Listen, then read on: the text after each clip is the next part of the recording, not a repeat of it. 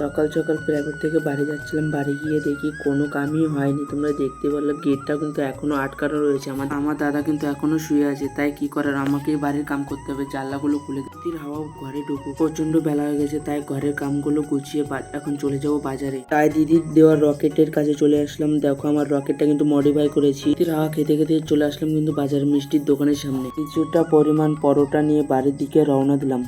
এসে খাওয়া দাওয়া করে চলে আসলাম জামা কাপড় ধুতে, কারণ আজকে একটু রোদ উঠেছে আর কয়েকদিন ধরে জামা কাপড় ময়লা হয়ে রয়েছে। জামা কাপড় ধুয়ে চলে আসলাম স্নান করে আমার মহারাজাদের কিছু খাবার দিতে, কারণ ওরাও কিন্তু সকাল থেকে না খেয়ে আছে।